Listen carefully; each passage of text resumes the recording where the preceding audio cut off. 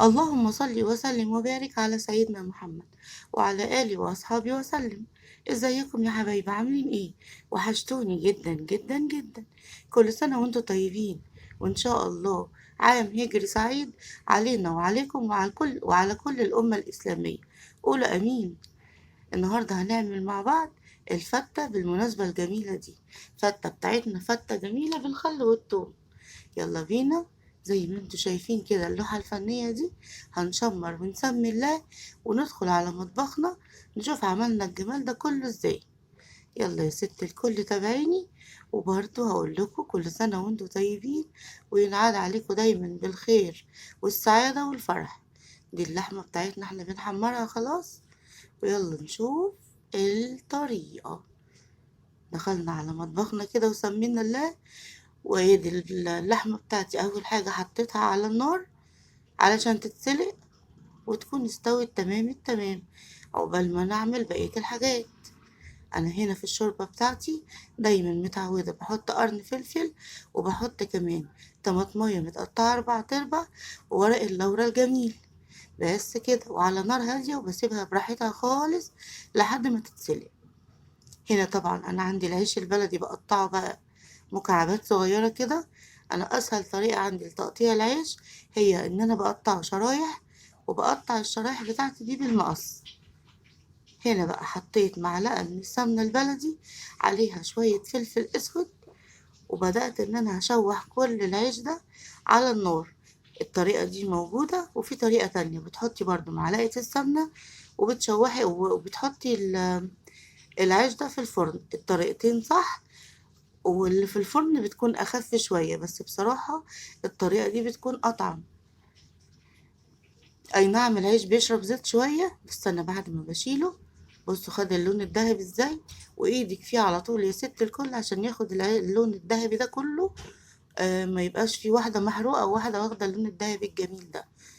بس بعد ما بطلعه كده بحطه بقى في مصفى، على أساس أي مادة دهنية زيادة هتنزل هبقى أنا مستغنية عنها ومش محتاجاها. وهسيب العيش بقى بمجرد ما هتسيبيه في الهوا كده شوية بينشف بقى وبيبقى مقرمش وجميل. يلا نعمل الرز بتاعنا. الرز بتاعنا النهاردة بمعلقة سمنة البلدي بتاعتي وشوية زيت، وهبدأ بقى أشوح فيهم تلات أو تلتين كمية الرز. النهاردة أنا هعمل الرز بتاعي زي رز حبة وحبة كده. هبدأ إن أنا أحمر بقى في كمية الرز اللي قدامي دي لحد ما تاخد اللون الذهبي الجميل اللي احنا عارفينه، وبعدين هنزل عليها بكمية الرز التانية. بصوا انا عايزة اوريكم برضو الدرجة اللي انا محتاجاها.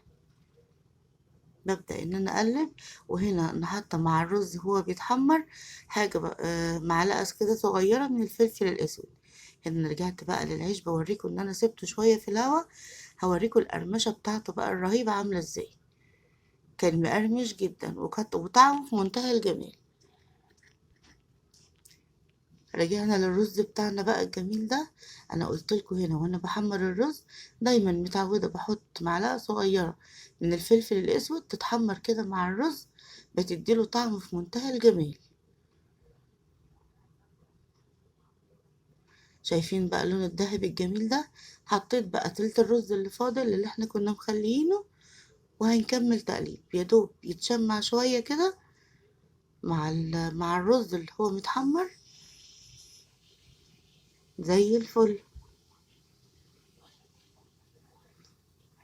تمام التمام.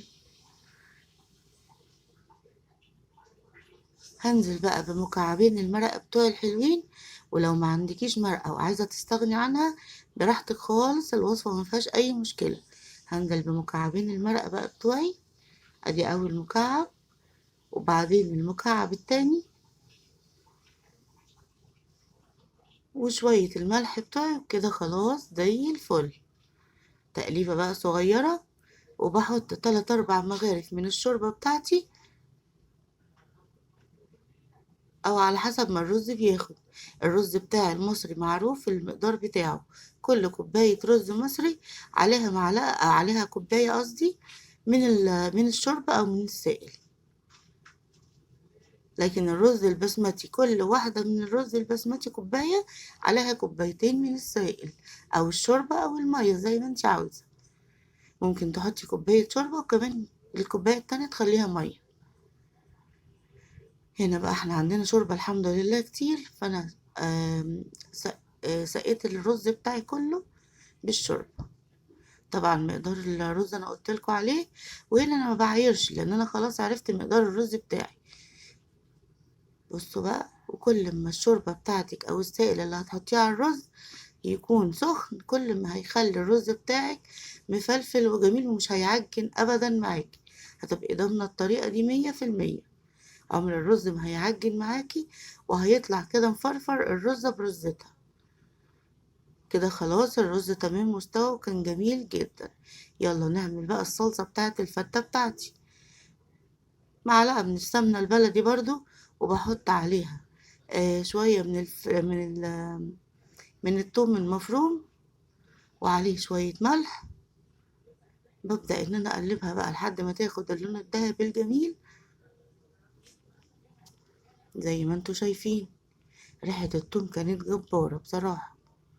حطيت بقى خلاص الثوم وبدأ ياخد لون، هنزل على طول بالخل بتاعي، وبرضه هديله تقليبة واخليه ياخد غلوة كده مع الثوم، يتطعم مع الثوم كده. وفي نفس الوقت اتأكد بقى ان هو ايه، ان هو خلاص البخار بتاعه اللاذع ده خلاص اتبخر وبقى طعمه كده جميل. بس تقلبتين كده 3، وبنزل عليه بعد كده بالصلصة. ممكن بقى طماطم فريش، ممكن صلصة انتي مفرزاها في الفريزر، ممكن او معلقة صلصة على طماطم فريش كمان. هنا انا كنت عاملة صلصة في الفريزر ومخلياها، عشان كده سهلت عليا الموضوع جدا. انا مجرد ما الصلصة ساحت خلاص وخدت غلوة واحدة كده، كنت خلاص خلصت الصلصة. هاجي بقى للطشة بتاعتي اللي هعملها. بجيب معلقة من السمنة البلدي وبحط عليها معلقة كده كبيرة من الفلفل من الثوم المفروم. تمام. وبرضو هنزل عليها بشوية خل، بس لازم استنى لحد ما تصفر خالص.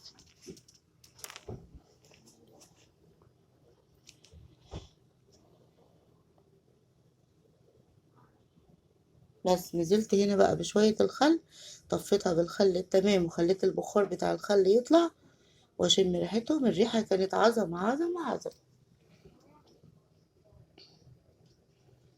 ولا احلى ولا اطعم ولا اروع من كده. هحط بقى معلقة او مغرفة من الشوربة، عشان هقول لكم انا هعمل بيها ايه دي. حط المغرفة بقى يلا.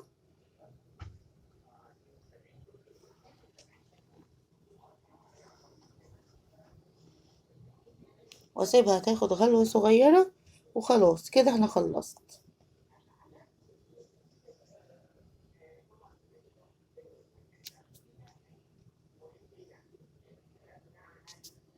يلا نشوف هنعمل ايه تاني. حطيت نسيت اقول لكم ان انا حطيت يا دوب رشة صغيرة كده من الفلفل الاسود وظبطت الملح بتاعها، وخلاص كده انا خلصت.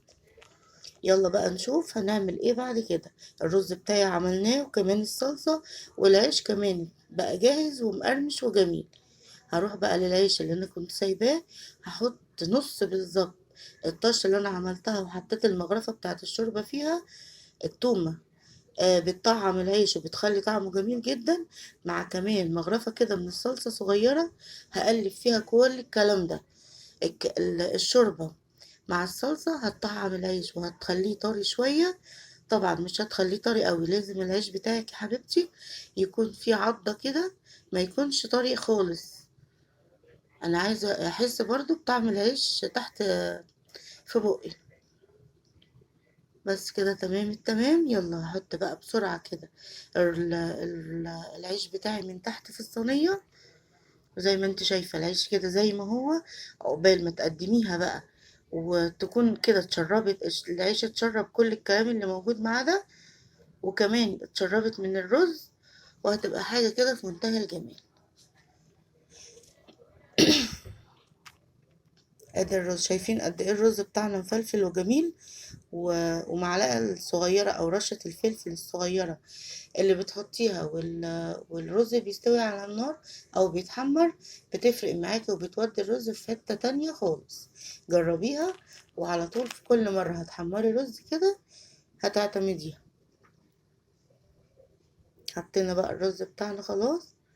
بصوا ما شاء الله الرز كان جميل جدا، كان بيتاكل كده حاف لوحده. طبعا عايزة تزودي رز، عايزة تنقصي رز، طبعا الكمية دي بتبقى على حسب رغبتك انت. هحط بقى معلقة من الصلصة بتاعتي الجميلة دي، مش معلقة طبعا، هحط مغرفة او مغرفتين كمان. في ناس بتحبش الصلصة تبقى كتيرة، وفي ناس بتحبها تبقى ايه يا دوب كده واخدة تطعيمة وخلاص. احنا ما بنحبهاش بصراحة كتير، يعني انا يا دوب اديت كده مغرفة والتانية وخلاص. كده ايه اللي ناقص بقى؟ الصينية بتاعتي. تفتكروا ايه؟ ايوه، اللحمة طبعا. انا هنا كنت بحمر اللحمة بتاعتي، وما شاء الله زي ما انتوا شايفين كده، اللحمة دي من العرق التريبيانكو، اسرع لحمة ممكن تستوي معاكي، وممكن تستخدميها كمان في الشوى لانها بتبقى طرية جدا. وبصراحة كانت مسكرة وحلوة جدا. فاكرين نص الطشة اللي انا عملتها بالثوم؟ هاخد بقى النص التاني وهحطه على اللحمة بعد ما اتحمرت. ده بيدي طعم حلو جدا للحمة، وبيخليها طرية وجوسي، مش ناشفة من التحمير. كانت بصراحة حاجة عظمة عظمة عظمة. هسيب بقى اللحمة تتحمر شوية على النار.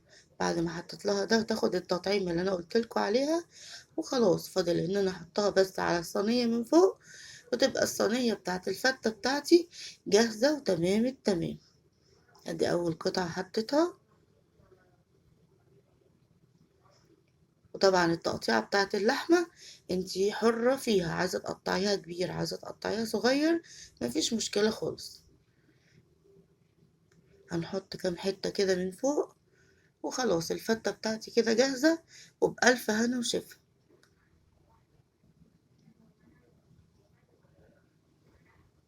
هحط بقى شوية من السمنة البلدي دي كده على الوش، والسمنة البلدي دي عليها طعم الطشة بتاعت التوم، حاجة كده في منتهى الجمال. خلاص الفتة بتاعتنا خلصت، وعايزة اقول لكم كل سنة وانتم طيبين، وعيد وان شاء الله سنة سعيدة جديدة عليكم. مع السلامة.